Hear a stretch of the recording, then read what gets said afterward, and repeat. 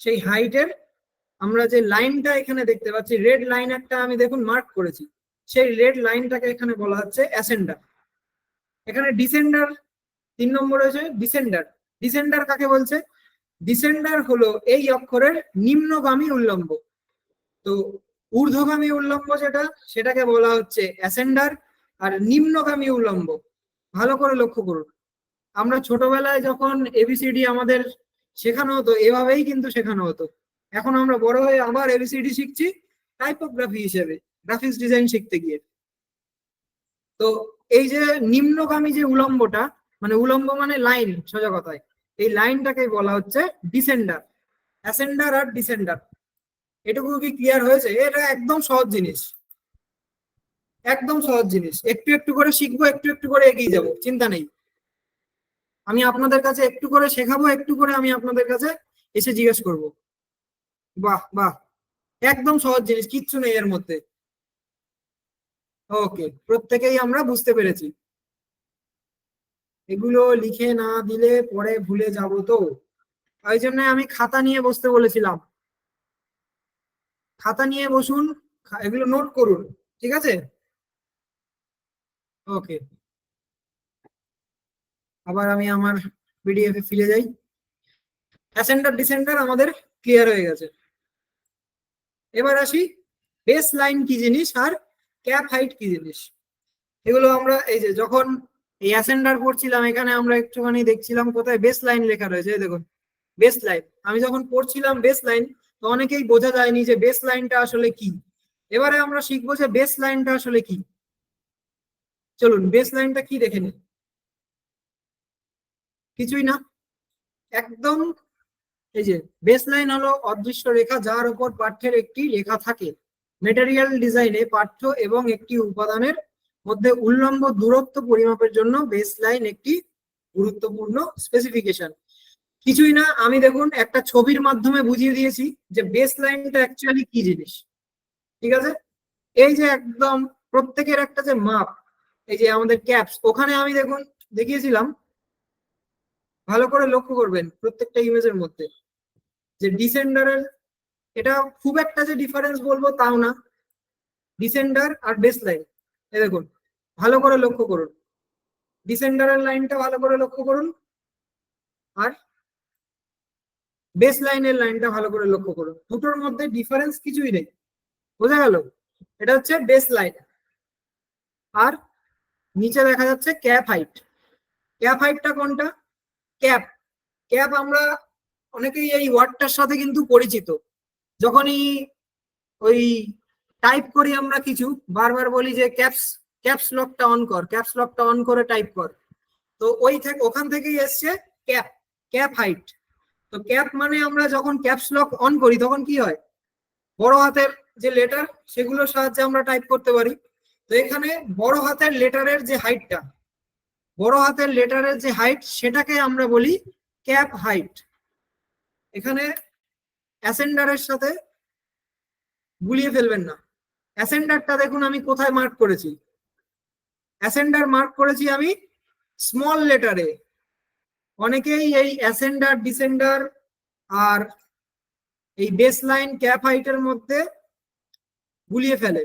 তো অ্যাসেন্ডারের যে আমি লাইনটা মার্ক করেছি ভালো করে লক্ষ্য করুন, অ্যাসেন্ডার আমি কোন জায়গাটা দেখিয়েছি, স্মল লেটারের হাইট। স্মল লেটারের হাইটকে বলা হয় অ্যাসেন্ডার। আর ক্যাপ হাইট কোনটাকে বলা হয়? আমরা নাম শুনেই বুঝতে পারছি যে cap height, caps caps lock, এটা মনে রাখলেই আমরা ক্যাপ হাইটকে চিনে যাব। এই যে আমি এখানে মার্ক করেছি হচ্ছে এম, ক্যাপিটাল যে এম, তার হাইটটাকে আমরা এখানে মার্ক করেছি, তাহলে এই হাইটটাকে বলা হচ্ছে ক্যাপ হাইট। বোঝা গেছে? এটুকু কি বোঝা গেছে? একটু একটু করে আমরা চিনতে পারছি, সেই ছোটবেলায় ফিরে গেছি আমরা। ওকে ওকে ওকে, প্লিজ আরেকবার বলে দেবো, আরেকবার, চিন্তা নেই, সবাই কিন্তু নোট করবেন। এই পিডিএফ না স্যার, ওকে আমি আরেকবার বলে দিচ্ছি, ফাইলটা বড় হাতের অক্ষর বেস করে, হ্যাঁ আমি আরেকবার বুঝিয়ে দিচ্ছি। এই দুটো জিনিসের মধ্যে কিন্তু ভীষণ কনফিউশন হবে, এই যে অ্যাসেন্ডার ডিসেন্ডার আর বেস লাইন ক্যাপ হাইট, ভালো করে দেখবেন। বেসিক্যালি ডিসেন্ডার আর এই বেস লাইন এটার মধ্যে খুব একটা ডিফারেন্স নেই। মেন যেখানে আমরা গুলিয়ে ফেলবো সেটা হচ্ছে এই ক্যাপ হাইট আর অ্যাসেন্ডার, এই দুটোর তফাৎ ভালো করে বুঝবেন। অ্যাসেন্ডার হচ্ছে স্মল লেটারের হাইট, ভালো করে দেখুন আমি কোথায় মার্ক করেছি, এইটাও ব্ল্যাক, এই লাইনটাও ব্ল্যাক, এই লাইনটাও ব্ল্যাক, রেড যে লাইনটা, এই রেড লাইনটাকে আমি মার্ক করে বুঝিয়েছি যে এটা অ্যাসেন্ডার। তো অ্যাসেন্ডার হচ্ছে স্মল লেটারের হাইট, স্মল লেটারের হাইটকে বলা হয় অ্যাসেন্ডার। আর ক্যাপ হাইট কোনটাকে বলা হয়, ক্যাপিটাল লেটারের হাইটকে বলা হয় ক্যাপ হাইট, বোঝা গেল এটুকু। আর বেস লাইন কোনটা, বেস লাইন ওই আমরা আগে এখানে আমি মার্ক করেছি দেখুন, একদম যে তলার লাইনটা যেখানে এই ডিসেন্ডার দিয়ে যেই জায়গাটা বুঝিয়েছিলাম, এই যে তলার লাইনটা ডিসেন্ডার দিয়ে আমি যেটা এক্ষুনি বুঝিয়েছিলাম সেটাই অ্যাকচুয়ালি এখানে বেস লাইন, এটা অ্যাকচুয়ালি টাইপোগ্রাফির ভাষায় বেস লাইন, ঠিক আছে। এবার বলুন যারা বুঝতে পারছিলেন না, বোঝা কি গেছে, বোঝা কি গেছে? একদম সহজ, কিচ্ছু নেই এর মধ্যে।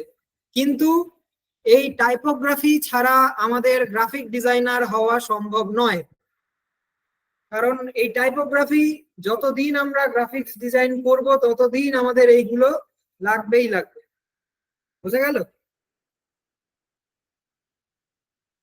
আবার আমরা ক্লাসে ফিরে যাই। এবারে কি আছে, এক্স সাইড। এক্স সাইডটা দেখুন কিসের সাথে মিল পাচ্ছেন, ভালো করে দেখুন, আমি আপনাদেরই জিজ্ঞেস করি। আমি একবার এই পিডিএফটা শো করছি, ভালো করে লক্ষ্য করুন, ভালো করে লক্ষ্য করুন। এবারে আমি এই পিডিএফটা শো করে এক্স সাইডটাকে দেখতে বলছি,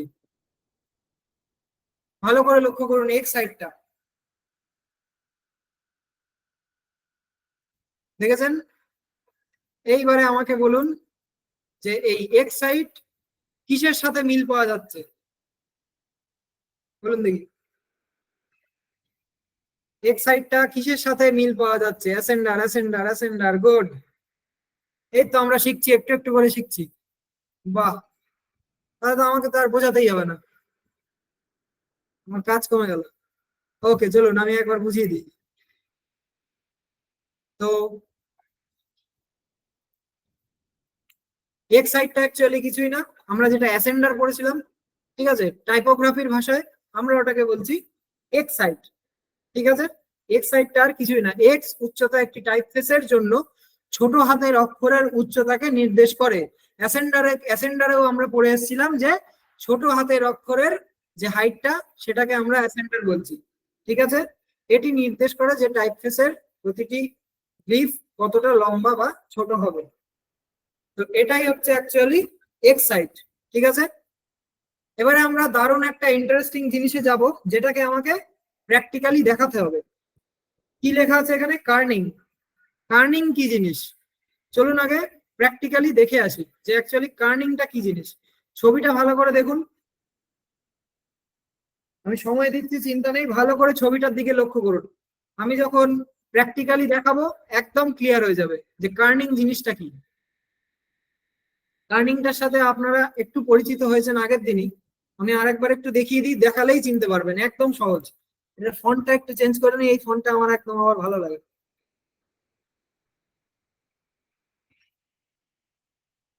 তো ভালো করে এই টেক্সটার মধ্যে লক্ষ্য করুন, টেক্সটটা আমি যেমন লিখেছি ঠিক তেমনই আছে, ঠিক আছে। এইবারে টেক্সটার মধ্যে যখনই আমি ক্লিক করব, স্পেসিং এ ক্লিক করব, লেটার স্পেসিংটাকে আমি যত বাড়াচ্ছি লেটার স্পেসিং কিন্তু বাড়ছে।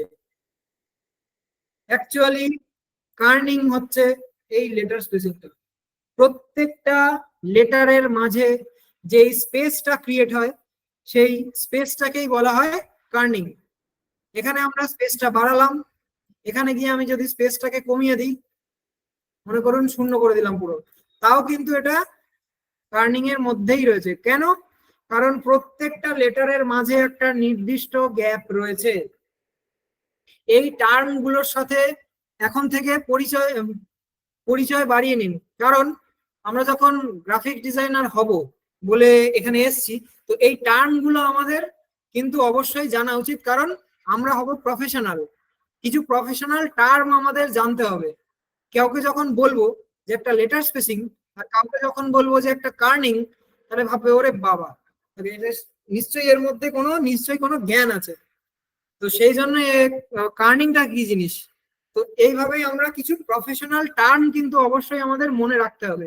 এটাকে আমরা লেটার স্পেসিং দিয়েও বলতে পারি, আবার কার্নিং দিয়েও বলতে পারি, কিন্তু কানে শুনতে কিন্তু কোনটা ভালো লাগছে বেশি? প্রফেশনাল কার্নিংটা। তো কার্নিং আর কিছুই না, আমি আরেকবার একটু দেখিয়ে দিই, একটু ভালো করে দেখিয়ে দিই। মনে করুন এটা বাড়লো, একটা কালারটা চেঞ্জ করে নিই, একটু ওয়েট করুন, একদম ভালোভাবে বুঝে যাবেন। ওই যে ছবিতে আমি ওখানে দেখিয়েছি না, এই যে প্রত্যেকটা যে গ্যাপ, এই প্রত্যেকটা গ্যাপকে বলা হচ্ছে কার্নিং। এই যে গ্যাপ, প্রত্যেকটা লেটারের মিডিলের যে গ্যাপ, সেই গ্যাপকে আমরা বলছি কার্নিং অথবা লেটার স্পেসিং। আজ থেকে আমরা লেটার স্পেসিং বলবো না, কি বলবো? কি বলবো আমরা এটাকে? আজ থেকে আমরা লেটার স্পেসিং বলবো না, এটাকে কি বলবো? কার্নিং, কার্নিং, কার্নিং। এই তো শিখছি আমরা একটু একটু করে। দারুন, দারুন। একদম সহজ, টাইপোগ্রাফি একদম সহজ, কিন্তু আমাদের গ্রাফিক ডিজাইনের সাথে ওতপ্রোত ভাবে জড়িত। এই টাইপোগ্রাফি যদি আমরা শিখতে না পারি, গ্রাফিক ডিজাইনের আমাদের কিচ্ছু শেখা হবে না। তাই এই ক্লাস আমাদের মন দিয়ে করতেই হবে। ঠিক আছে, চলুন আমি আবার মেসেজ বক্সটা অফ করছি। কার্নিং আমাদের শেখা হয়ে গেল।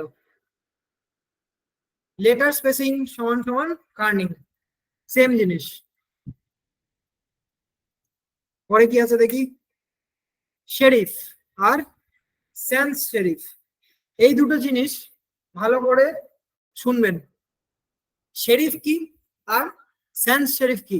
আমি এখান থেকে এই মানে এই পড়ে পড়ে স্কুলের মতো এই পড়ে পড়ে পড়ে পড়ে কিচ্ছু শেখাচ্ছি না, কিচ্ছু শিখতে পারবেন না। এগুলো আমি আপনাদের জন্যই বানিয়েছি, চিন্তা নেই। আমি আপনাদের বোঝাবো, করবেন আপনারা। ঠিক আছে, শেরিফটা কি চলুন আগে দেখে নিই, প্র্যাকটিক্যালি দেখবো। আগে ছবিটার দিকে ভালো করে লক্ষ্য করুন, এই ছবিগুলো কিন্তু আপনাদের জন্যই লাগানো। ভালো করে লক্ষ্য করুন যে আমি কোন জায়গায় মার্ক করেছি। ভালো করে দেখুন, একটা ফন্ট আমি আপনাদের সামনে রেখেছি, তার কিছু জায়গায় আমি মার্ক করে দিয়েছি। ভালো করে আগে চিনে নিন যে আমি কোন জায়গাগুলো মার্ক করেছি, কোন জায়গাগুলো আমি দেখতে বলছি, তারপরে আমি বোঝাবো। চলুন আমি এবার প্র্যাকটিক্যালি দেখি যে আসলে শেরিফটা কি জিনিস। এখানে আসি, ডিলিট করি, এর লেটার স্পেসিংটা ঠিক করে দিই। এখানে কি নেওয়া যায়, শেরিফই সার্চ করি।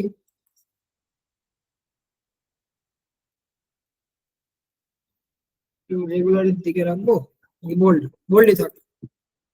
বড় করি, ভালো করে লক্ষ্য করুন আমি কেন ওই জায়গাগুলোকেই মার্ক করেছি। এটা একটা, আর যদি আমি একটু ওপেন এখানে সিলেক্ট করি, দুটোর মধ্যে ডিফারেন্স বুঝতে পারবেন। এবার আমি যদি স্ক্রিনটা বড় করি, ভালো করে লক্ষ্য করুন দুটোর মধ্যে ডিফারেন্স। ভালো করে লক্ষ্য করুন এই টেক্সটার মধ্যে আর এই টেক্সটার মধ্যে। তারপরে আমি বোঝাবো যে শেরিফ কি আর স্যান্স কি। শেরিফ হচ্ছে যে কোনো ফন্টের, এগুলো হচ্ছে এই কোনায় দেখেছেন, ওয়াই এর কোনায় দেখুন একটা কিছু বেরিয়ে রয়েছে বাড়তি অংশ, এর ওয়াই এর কোনায় দেখুন কোনো বাড়তি অংশ নেই, একদম পুরো শার্প। ইউর দেখুন চারিপাশে একটা বাড়তি অংশ কিছু রয়েছে, এর ইউতে দেখুন একদম শার্প, কিচ্ছু নেই। অ্যাকচুয়ালি এটাই হচ্ছে শেরিফ ফন্ট আর স্যান্স ফন্টের মধ্যে ডিফারেন্স। আমি যদি পিডিএফটা দেখাই, দেখেছেন অ্যাকচুয়ালি দুটোর নাম হচ্ছে, একটা হচ্ছে শেরিফ ফন্ট আর একটা হচ্ছে স্যান্স শেরিফ ফন্ট। আমরা শর্টে সেটাকে বলি স্যান্স। আমরা গ্রাফিক্স ডিজাইনাররা শর্টে ইউজ করি স্যান্স, কিন্তু অ্যাকচুয়ালি ওটার নাম হচ্ছে স্যান্স শেরিফ। বোঝা গেল? তো শেরিফ ফন্ট আর স্যান্স ফন্ট দুটোর মধ্যে আমি দেখুন কোথায় কোথায় মার্ক করেছি। স্যান্স ফন্টের প্রত্যেকটা কোণা দেখুন শার্প, একদম প্রত্যেকটা কোণা। এই যে এস এর এই মাথা শার্প, এই মাথা শার্প, এন এর ওপর শার্প, একদম নিচ পর্যন্ত সব শার্প। কিন্তু শেরিফের দিকে যদি আমি তাকাই, দেখুন কিছু বাড়তি অংশ রয়েছে। এই এই দুটোই হচ্ছে, এই বৈশিষ্ট্যগুলোই দুটো ফন্টের মধ্যে ডিফারেন্স ক্রিয়েট করে। একটা হচ্ছে শেরিফ ফন্ট আর একটা হচ্ছে স্যান্স ফন্ট। এটা অ্যাকচুয়ালি স্টাইল, ফন্টের স্টাইল। ঠিক আছে, একদম সোজা জিনিস, একটু একটু করে বুঝুন। একদম সোজা জিনিস, কিচ্ছু না, জল ভাত। আমি এই জন্যই কিন্তু ছবির মাধ্যমে বোঝাচ্ছি আপনাদের, আর তারপরে গিয়ে আপনাদের প্র্যাকটিক্যালি আমি করে দেখাচ্ছি যে ডিজাইন করতে গেলে আমাদের কোথায় কি লাগবে প্রত্যেকটা। যেমন এই যে ওয়াই এর মধ্যে একটা বাড়তি অংশ রয়েছে, যখনই কোনো ফন্টের মধ্যে আমরা এই বাড়তি অংশগুলো খুঁজে পাবো যে কোনো ফন্ট স্টাইলে, সেটাকে আমরা কি বলবো? Sheriff font. আর এইরকম শার্প ধরনের যে ফন্ট গুলো আমরা পাবো সেগুলোকে আমরা বলবো স্যান্স ফন্ট অথবা স্যান্স শেরিফ ফন্ট। বোঝা গেল? দু রকমের ফন্টের স্টাইলের মধ্যে কি ডিফারেন্স আমরা বুঝতে পেরেছি? ওকে ওকে ওকে, বাহ, একদম সহজ জিনিস। সেন্স মানে না, বুঝলাম না। ইজি? হ্যাঁ একদম ইজি। স্যার আরেকবার বলুন। এই পিডিএফ গুলো পরে পাবো তো? ওটা অ্যাকচুয়ালি আমাদের সাপোর্ট টিম হয়তো ওটা প্রোভাইড করবে। ঠিক আছে, ক্লাসের শেষে ওনারাই বলতে পারবেন যে উনি দেবেন কিনা। ঠিক আছে, চিন্তা নেই, এই পিডিএফ আপনাদের জন্যই বানানো। খাতায় আপাতত নোট করুন। ঠিক আছে, স্যার কোথায় কোন ফন্টটা ইউজ করে, চিন্তা নেই, আমরা ডিজাইন করতে করতে দেখবো যে কোথায় কোন ফন্ট ইউজ করলে কেমন ভালো লাগছে নাকি ভালো লাগছে না। আচ্ছা, গ্যাপ গুলো ইউনিফর্ম নয় কেন স্যার? কার্নিং এর গ্যাপ ইউনিফর্ম এই কারণেই নয়, এখানে দেখুন ইউটা যখন ক্রিয়েট করেছে, মনে করি এই যে ইউর যে শেপ, ইউ সরি ও, ও এর যে শেপটা আর ইউ এর যে শেপটা, কারণ আমি একটা রেক্টাঙ্গেল নিয়ে বোঝাই, প্রত্যেকটা লেটারের আকৃতি কিন্তু এক এক রকম। ভালো করে দেখবেন, এটা প্রত্যেকে, কোয়েশ্চেনটা উনি ভালো করেছেন, এটা প্রত্যেকে ভালো করে দেখুন যে কার্নিং এ প্রত্যেকটার গ্যাপ কেন সেম নয়। এক একটা লেটারের সাইজিং কিন্তু এক এক রকম। এইটা যখন, এই যে ইউটা, ইউটা দেখুন এইখান দিয়ে একটা গ্যাপ তৈরি হচ্ছে। ঠিক আছে, আর যখন এই ওটা ক্রিয়েট হচ্ছে, ও এর আকৃতি কিন্তু আরেক রকম। এটা যখনই আমি দেখুন, এটা এখানে প্লেস করব, তো এটা এখানে প্লেস করব, যখনই এটা এইখানে প্লেস করতে যাব, দেখুন সেম নয়। কেন? কারণ এক একটা লেটারের এক এক আকৃতি এক এক রকম। ও কে একরকম দেখতে, ইউ কে আরেক রকম দেখতে, আর কে আরেক রকম দেখতে। ঠিক আছে, তো প্রত্যেকটা লেটার যেহেতু এক একটা মানে নিজেদের আকৃতি যেহেতু অন্যরকম, সেহেতু প্রত্যেকের কিন্তু কার্নিং মানে ডিফারেন্স, এই কার্নিংটা কিন্তু সেম কখনোই হবে না। আপনারা ভাববেন না যে এই কার্নিং কেন সেম হচ্ছে না, এটা যখন এইখানে আনবো দেখুন কিছুটা গ্যাপ থেকে যাচ্ছে। তো এইগুলো হবে, চিন্তা করার কারণ নেই, কারণ এক একটা লেটারের আকৃতি এক এক রকম। ঠিক আছে, বোঝা গেছে?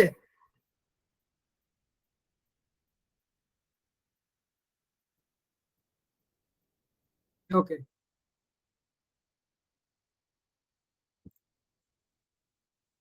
স্যান্স সেরিফ আমরা দেখে নিয়েছি। এবারে জানবো যে স্টেম কি জিনিস আর স্ট্রোক কি জিনিস।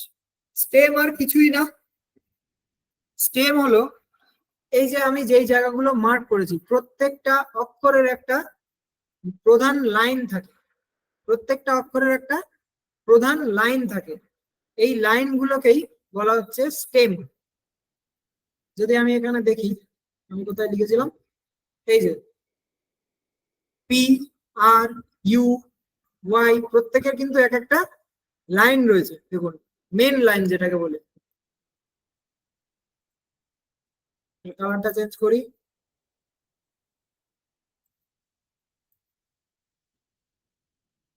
ভালো করে দেখুন এর একটা প্রধান যে লাইনটা রয়েছে, এতেও দেখতে পাচ্ছি আর এ, তো এইগুলোকেই আমরা বলছি স্টেম। এগুলো আর কিচ্ছুই না, একদম সোজা। আমরা ছোটবেলা থেকেই এগুলো নিয়ে চর্চা করে আসছি, কিন্তু আমরা জানতাম না যে অ্যাকচুয়ালি এই জিনিসগুলো কি। কিন্তু ছোটবেলা থেকেই কিন্তু আমরা টাইপোগ্রাফি শিখছি। টাইপোগ্রাফি আর কিচ্ছুই না, একদম সহজ জিনিস, কিন্তু এটাকে ছাড়া আমরা চলতে পারবো না। টাইপোগ্রাফি ভীষণ ইম্পর্টেন্ট একটা জিনিস, এটাকে ছাড়া আমরা গ্রাফিক্স ডিজাইনের কথা ভাবতেই পারবো না। বোঝা গেল? তো স্টেম আমরা আশা করি বুঝে গেছি। আমি আরেকবার তাও জিজ্ঞেস করে নিচ্ছি, স্টেম কি বুঝতে পেরেছি আমরা? স্টেম কি আমরা বুঝতে পেরেছি? এই প্রফেশনাল টার্ম গুলো কিন্তু অবশ্যই আমাদের জানতে হবে। আমরা গ্রাফিক্স ডিজাইনার যখন হতে এসছি, তখন একটা গ্রাফিক্স ডিজাইনার হতে গেলে কি কি প্রফেশনাল টার্ম আমাদের জানা উচিত, এইগুলো কিন্তু আমাদের জানতে হবে। অনেকেই বলছেন যে আরেকবার বোঝাতে, আমি বুঝিয়ে দিচ্ছি স্টেমটা কি জিনিস। ভালো করে পিডিএফটায় লক্ষ্য করবেন। আগে আমি এখানে দেখাই, তারপরে আমি প্র্যাকটিক্যালি দেখাবো। প্রত্যেকটা লেটার ভালো করে লক্ষ্য করুন। আমি এখানে কিছু ক্যাপিটাল লেটার দেখিয়েছি আর কিছু স্মল লেটার দেখিয়েছি। প্রত্যেক লেটারের মধ্যে কিন্তু স্টেম বর্তমান। এই আবছা জায়গাগুলো দেখবেন না, রেড এরিয়া গুলো দেখুন যে স্টেম অ্যাকচুয়ালি কি। এই যে উল্লম্ব যে লাইন গুলো রয়েছে প্রত্যেকটা লেটারের, বি এর যে উল্লম্ব লাইন, এল এর যে উল্লম্ব লাইনটা, টি এর যে উল্লম্ব লাইন, স্মল এফ এর যে উল্লম্ব লাইন, ডি এর যে উল্লম্ব লাইন, এই প্রত্যেকটা উল্লম্ব যে লাইন রয়েছে এটাকেই আমরা বলছি স্টেম। আমি এখানে নিজে করে একবার দেখিয়ে দিই, একটা রাখি, বাদবাকি ডিলিট করি। যেমন দেখুন এই যে পি এর মধ্যে, পি এর একটা কি, পিটা কি দিয়ে তৈরি হয়েছে, মেন যে উল্লম্ব লাইনটা, এই জায়গাটা ভালো করে লক্ষ্য করুন। আর একটু ভালো করে যদি বোঝাতে পারি দেখি আমি, এটাকে মনে করুন আমি সাদা করে দেবো, একটু চাপা দিয়ে দিই, এটা পজিশনে গিয়ে ফ্রন্ট। স্টেম হচ্ছে এটাই, আর কিচ্ছু নয়। স্টেম হচ্ছে এই জিনিসটাই। আমি যদি এর মধ্যে গিয়ে দেখাই, সরি,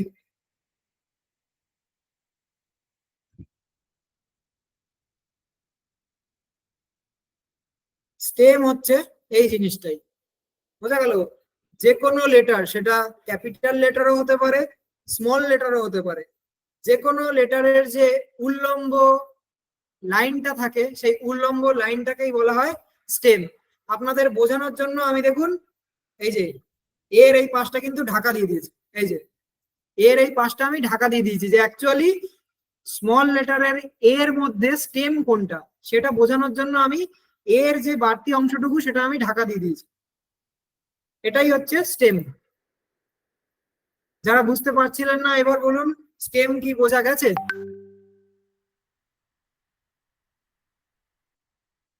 জি এর স্টেম কোনটা দেখিয়ে দিচ্ছি। ওকে, বুঝতে পেরেছে। একজন জিজ্ঞেস করছেন যে জি এর স্টেম কোনটা, দেখিয়ে দিই। এটা এই ফন্ট এখানে এরকম লেখা আছে বলে, আমি একটা যদি এই ফন্টের মধ্যে দেখাই, এই দেখুন ওটা ফন্ট স্টাইলে ওখানে ওটা ওরকম দেখাচ্ছে। এই জিটার মধ্যে ভালো করে লক্ষ্য করুন। আর আমি যদি এটাকে চাপা দিই,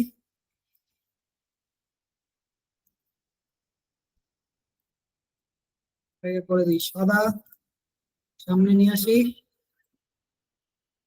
এই হচ্ছে আপনার জি এর স্টেম। ডিলিট করি। এই যে পুরো জি, এই হচ্ছে জি এর স্টেম। বোঝা গেল?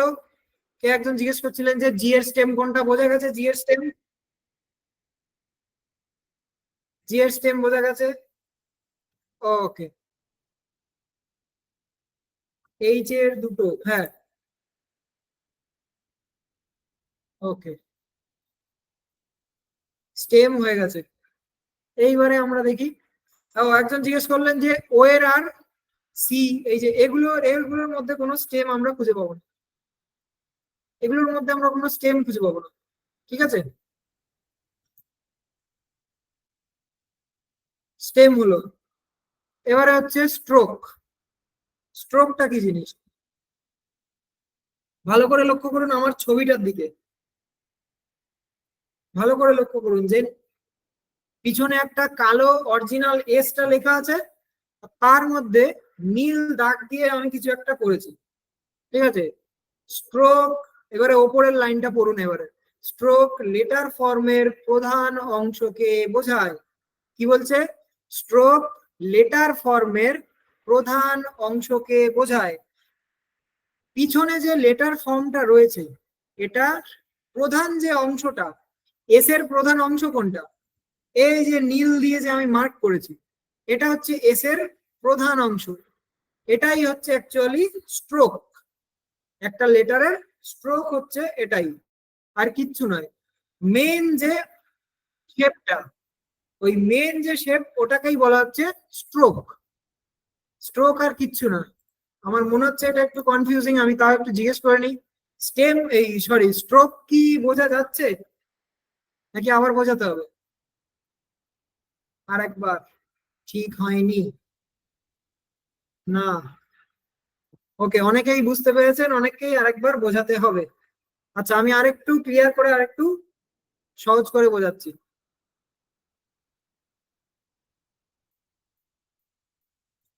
ভালো করে এসটার দিকে লক্ষ্য করুন। এসটা কিন্তু একটা, মনে করুন এসটা একটা, পিছনের যে কালো এসটা, ওটা মনে করুন একটা ফন্ট ফ্যামিলির মধ্যে ফেলা আছে। ঠিক আছে, ওটা তো একটা নিশ্চয়ই কোনো ফন্টের মধ্যে রাখা আছে। তো এসটাকে ফন্টের মাধ্যমে সাজানো হয়েছে।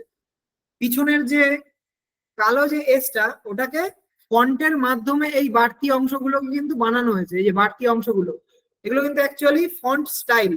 ফন্ট স্টাইলের সাহায্যে এস এর ওরকম স্টাইল করা হয়েছে। কিন্তু এস এর মেন অংশ কোনটা? এইটা তো। যখন আমরা একটা এস কে মনে করুন পেন্সিল দিয়ে লিখছি, একটা এস কে যখনই আমরা পেন্সিল দিয়ে লিখছি, এস এর যে আকৃতিটা আসছে, ওই আকৃতিটাকেই বলা হচ্ছে স্ট্রোক। আমি একদম শুরুর পিডিএফটায় চলে যাই, শুরুর যে পেজটা। ভালো করে এই ওয়াইটার দিকে লক্ষ্য করুন, ভালো করে ওয়াইটার দিকে লক্ষ্য করুন। আমি প্রত্যেকটা যেইগুলো বোঝাচ্ছি সেইগুলো দেখুন পিঙ্ক করে দিয়েছি, আর ওয়াইটা দেখুন আমি পুরোটাই পিঙ্ক করেছি। কেন করেছি? এই যে ওয়াই এর যে শেপটা, এই পুরো এই আকৃতিটাকেই বোঝানো হচ্ছে স্ট্রোক। বোঝা গেল? এইবারে আমি সবার শেষের ওই এসটার দিকে তাকাই। মনে করুন এই এসটাকে আমি পেন্সিল দিয়ে লিখছি। একটা পেন্সিল দিয়ে যখনই নর্মাল এস লিখছি, ওই এস এর যে শেপটা বেরোচ্ছে, ওই শেপটাকেই বলা হচ্ছে স্ট্রোক। এবার কি বোঝা গেছে? আশা করি এবার আমি সহজ করে বোঝাতে পেরেছি। এবার কি বোঝা গেছে? হ্যাঁ, এইবারে বোঝা গেছে। ওকে ওকে। অনুপম ভট্টাচার্য বলছে বুঝতে পারছি না। স্ট্রোকটা একটু কনফিউজিং জিনিস। ঠিক আছে, তো সেই জন্য এটা বুঝতে অনেকেরই সমস্যা হবে আমি জানি। স্ট্রোকটা আমি আরেকবার বলে দিচ্ছি, এটা কিছুই না, বুঝে গেলে একদম সহজ। ভালো করে লক্ষ্য করুন। মনে করুন আপনি একটা খাতার মধ্যে পেন্সিল দিয়ে নর্মাল কোনো লেটারকে লিখছেন। মনে করুন আপনি বি লিখছেন। ছোটবেলায় আপনি বি কিরকম শিখেছেন? নিশ্চয়ই স্টাইল করে লেখা শেখেননি, বি নর্মাল বি লেখা শিখেছেন। এখানে পিছনের কালো যে এসটা রয়েছে, ওটা তো একটা স্টাইল করে লেখা রয়েছে, মানে কোনো একটা ফন্টের মাধ্যমে সেই এসটাকে স্টাইল করা হয়েছে। কিন্তু অ্যাকচুয়ালি এস এর শেপ কি? অ্যাকচুয়ালি এস এর শেপ হচ্ছে আমরা ছোটবেলায় যেভাবে শিখেছিলাম এস লেখা, ওটাই কিন্তু অ্যাকচুয়ালি এস এর শেপ। তো ওই এস এর শেপটাকেই বলা হচ্ছে, শুধু এস নয়, যে কোনো লেটারের যে বেসিক শেপটা, ওই শেপটাকেই আমরা বলছি স্ট্রোক। এবার আশা করছি আমার বোঝা গেছে। হ্যাঁ, একজন লিখে দিয়েছেন দেখুন, স্ট্রোক হলো লেটারের মূল অংশ। অ্যাকচুয়ালি এটাই। ব্যাস, আর কিচ্ছু না। আর একদম শেষের দিকে এসেছি। আজকে আমি মাথায় আর বেশি চাপ দেব না, কারণ আমি বুঝতে পারছি যে টাইপোগ্রাফি এই জিনিসটা একটার পর একটা একটার পর একটা মাথায় ঢুকতে থাকলে টার্ম গুলো মাথার উপর থেকে চলে যাবে। ঠিক আছে, তো এই লাস্ট এই পয়েন্টটা আমি দেখিয়ে দিয়েই আজকের ক্লাস আমি কিন্তু শেষ করব। ঠিক আছে, লাস্ট একটা জিনিসই বাকি আছে, সেটা হচ্ছে ওয়েট। বিভিন্ন ফন্টের ওয়েট। ওয়েট কি জিনিস আমি সেটা ছবির মাধ্যমেও বুঝিয়ে দিয়েছি, নিচে লিখেও দিয়েছি, একদম পরিষ্কার। দেখুন, 1 নম্বর যে আর্টটা রয়েছে সেটা দেখুন এক রকমের ওয়েট। ওয়েট মানে আমরা কি জানি, এই মানে এই শব্দটার সঙ্গে আমরা পরিচিত অবশ্যই। কেউ রোগা হয়, কেউ মোটা হয়, কেউ মিডিয়াম হয়। ঠিক আছে, তো সেটাই হচ্ছে ওয়েট। আমাদের টাইপোগ্রাফির সাথে, আমাদের লাইফের সাথে কিন্তু একদমই মিল। এই আর এর দেখুন, এই আর এর ওয়েট দেখুন, 2 নম্বর আর এর ওয়েট দেখুন, আস্তে আস্তে কিন্তু ওয়েট বাড়ছে। তো এটাই হচ্ছে ওয়েট। কিছু কমন ওয়েট আমাদের থাকে, সেটা হচ্ছে লাইট, রেগুলার, মিডিয়াম, বোল্ড। এগুলো হচ্ছে কিছু কমন ওয়েট। ওয়েটটা একদমই সহজ, তাও একবার প্র্যাকটিক্যালি দেখিয়ে দিই যে ওয়েট কি জিনিস। ডিলিট করি এটা, এটা থাক দূরে। এটা রয়েছে পপিন্স। যদি আমি পপিন্সটাকে একবার, পপিন্স এর ফ্যামিলিটাকে যদি একবার ওপেন করি, ভালো করে লক্ষ্য করুন। আমি একটু স্ক্রিনটা জুম করছি, এটা বেশি জুম হয়ে গেল। ভালো করে লক্ষ্য করুন, thin, extra light, light, regular, medium, semi bold.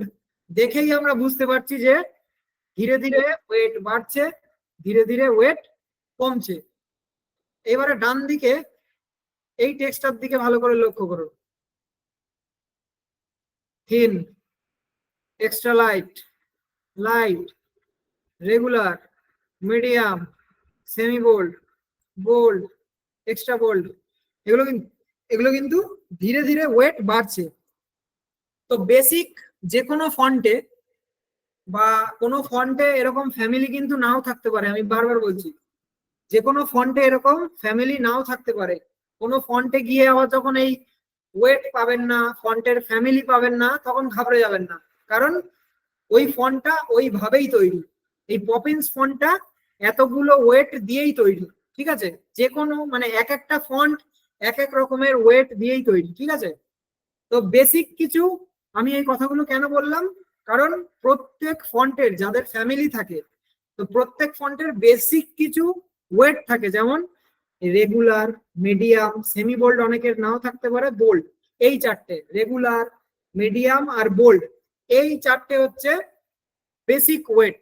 যে কোনো ফন্টের বেসিক ওয়েট থাকে রেগুলার, মিডিয়াম আর বোল্ড। আবার কিছু কিছু ফন্টে আবার এরকমও দেখা যায় যে মিডিয়াম আর বোল্ড এটুকুই দিয়ে রেখেছে, আর দেয়নি। তো আমাদের এটা মাথায় রাখতে হবে যে যে কোনো ফন্টের যদি কোনো বেসিক ওয়েট হয়, সেটা হচ্ছে রেগুলার থেকে শুরু, বোল্ডে গিয়ে শেষ। এটা হচ্ছে রেগুলার, মিডিয়াম, বোল্ড। ঠিক আছে, আমি আমাদের পিডিএফটা একবার যাই। দেখুন, আমি অলরেডি এখানে লিখে দিয়েছি, light, regular, medium, bold.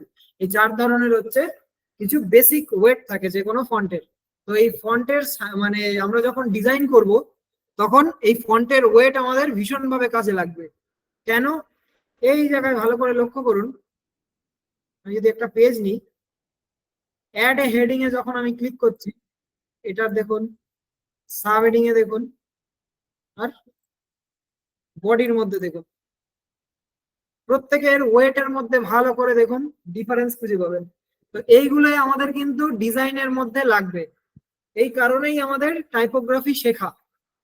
Typography এই কারণেই শেখা, কারণ এই টাইপোগ্রাফি ছাড়া আমরা গ্রাফিক্স ডিজাইন শিখতে পারবো না। ঠিক আছে, ভালো করে এর দিকে লক্ষ্য করুন, আপনারা ওয়েট সম্পর্কে কিছুটা হলেও ধারণা পাবেন।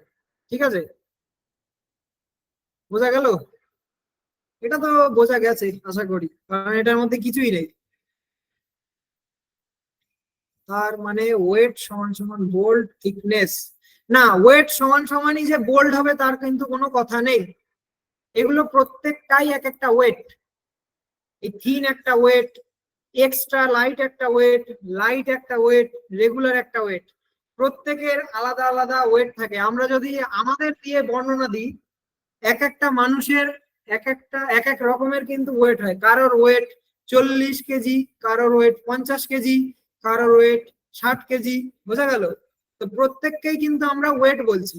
এই thin, extra light, light, regular, medium, প্রত্যেকেই এক একটা ওয়েট। ওয়েট মানেই যে বোল্ড হবে তা কিন্তু কথা নয়। গেল? আচ্ছা স্যার, আমি আজ প্রথম ক্লাস করছি, আমি প্রথম দুদিনের ক্লাসগুলো করতে পারিনি, যদি সম্ভব হয় সেটা দিয়ে ছোট করে ক্যামেরা নিয়ে কিছুটা বেসিক আইডিয়া দিয়ে দেবেন তাহলে খুবই উপকৃত হতাম। অ্যাকচুয়ালি ক্যানভার আমরা প্রথম দুদিনের ক্লাসটা একদিনে করা তো সম্ভব নয়।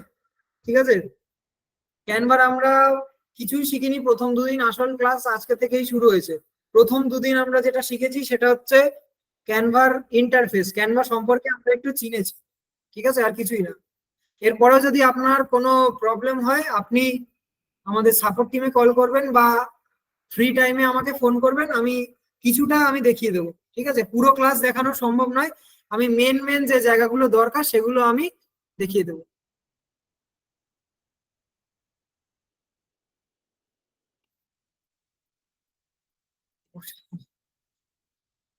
অ্যাকচুয়ালি স্যার একটু প্র্যাকটিক্যালি করালে ভালো হয়।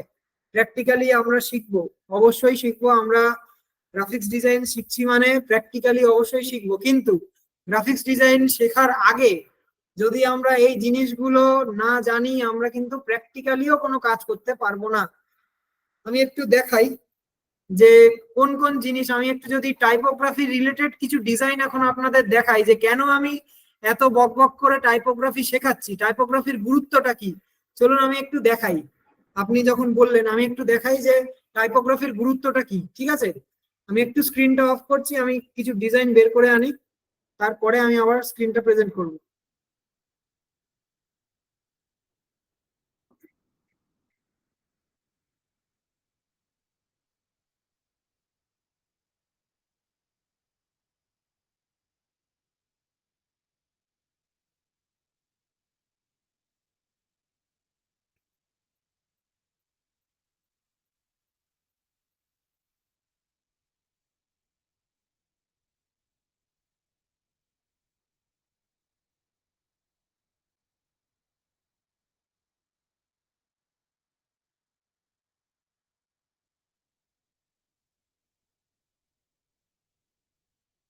স্ক্রিন কি আমার দেখা যাচ্ছে?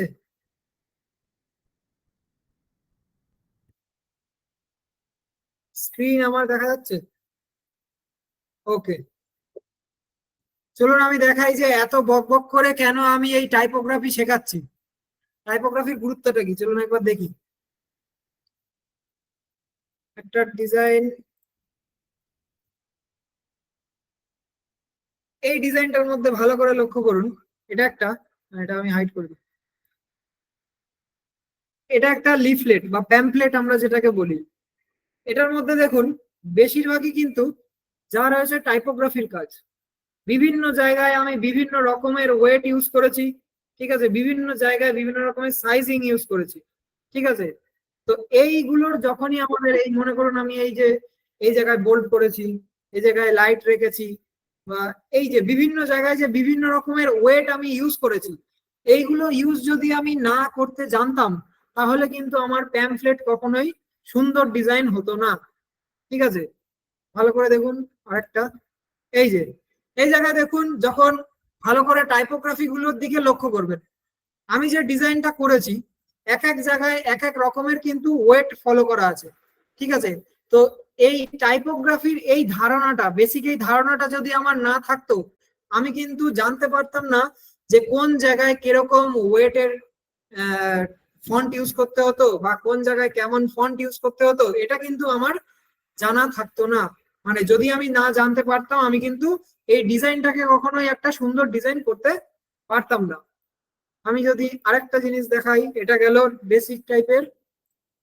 এই জায়গাটা ভালো করে লক্ষ্য করুন, টাইপোগ্রাফিটার দিকে ভালো করে লক্ষ্য করুন। আমার কাছে যদি এই ধারণাটা না থাকতো যে কোন জায়গায় কিরকম ধরনের ওয়েট ইউজ করতে হবে, কোনখানে কেমন ভাবে ইউজ করতে হবে, এই ধারণাটা যদি আমার না থাকতো, আমি কিন্তু এই ডিজাইন করতে পারতাম না। সেই জন্যই আমাদের এই বেসিক গুলো কিন্তু ক্লিয়ার হওয়া অবশ্যই জরুরি। বোঝা গেল? প্র্যাকটিক্যালি তো আমরা অবশ্যই শিখবো, আমরা গ্রাফিক্স ডিজাইন শিখছি মানে তো আমাদের প্র্যাকটিক্যালি কাজ জানতেই হবে, নাহলে তো আমরা করতে পারবো না। বোঝা গেল? তো আমাদের এই গ্রাফিক্স ডিজাইন করার আগে এই বেসিক ধারণাগুলো যদি আমাদের মধ্যে ক্লিয়ার না হয়, তাহলে কিন্তু আমরা অ্যাকচুয়ালি আর গ্রাফিক্স ডিজাইনার হলাম না। বোঝা গেল?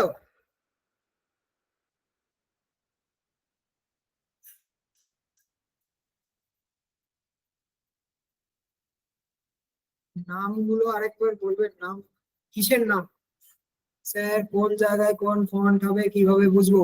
আমরা ডিজাইন করতে করতে শিখবো, চিন্তা নেই। আমি যখন প্র্যাকটিক্যালি দেখাবো কোন জায়গায় কোন ইন্ডাস্ট্রিতে কিরকম ধরনের ফন্ট ইউজ করতে হয়, সব আমি দেখাবো। তো আজকের ক্লাস আপাতত আমি এখানেই শেষ করছি, ঠিক আছে? আর এর বেশি আর চাপ আমি মাথায় দেব না। একজন বলছে শুরুর 5 মিনিট যদি আগের দিনের ক্লাসটা রিভাইজ করে দেন ভালো হয়। শুরুর ক্লাস, ঠিক আছে, আমি পরের দিন দিয়ে একটু চেষ্টা করব, কিন্তু অ্যাকচুয়ালি এটা গ্রাফিক্স এর ক্লাস, তো আগের দিনে পুরো ক্লাসটা দেখানো না ভীষণই টাফ। কারণ এই যে মনে করুন আমি 12টা পয়েন্ট দেখালাম, এই 12টা পয়েন্ট যদি আবার পরের দিন দেখাতে যাই, অনেকেই হয়ে যাবেন বোর। ঠিক আছে, অনেকে এই ক্লাস ছেড়ে পালাবে, কিছুই শিখবে না। ঠিক বিভাস, আছে, হ্যাঁ বলো। হ্যাঁ বলছি, অনেকে পিডিএফ নিয়ে কথা বলছে। তো আচ্ছা বিষয়টা হচ্ছে এই পিডিএফটা দিয়ে দেবে আমাদের কমিউনিটি গ্রুপে, ফেসবুক কমিউনিটিতে এটা দিয়ে দেবে, ঠিক আছে? আচ্ছা। পিডিএফটা দেওয়ার ব্যাপারে অনেকে বলছে। তো ক্লাস আপনারা করুন, আপনারা কমিউনিটিতে এটা পেয়ে যাবেন, বিভাস আপনাদেরকে দিয়ে দেবে, ঠিক আছে? ওকে, ঠিক আছে, অসুবিধা নেই। আপাতত আমি চ্যাট বক্সটা অফ করছি, ঠিক আছে? না, চ্যাট বক্স ওপেন করা থাক, আমি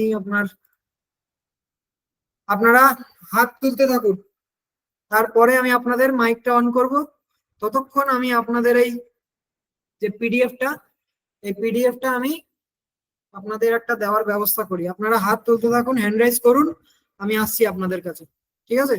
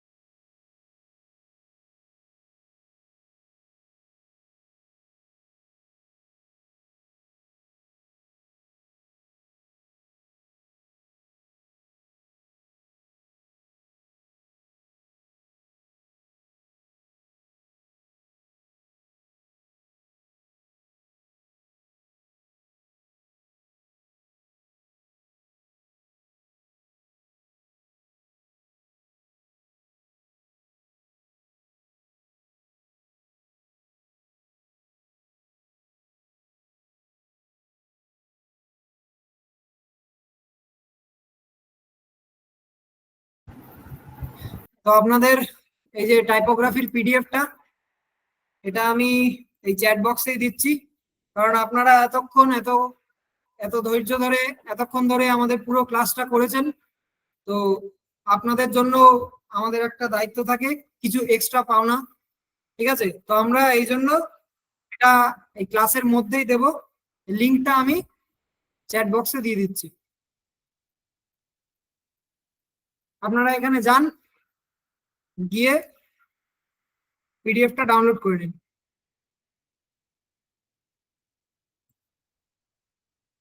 পিডিএফটা ডাউনলোড করে নিন।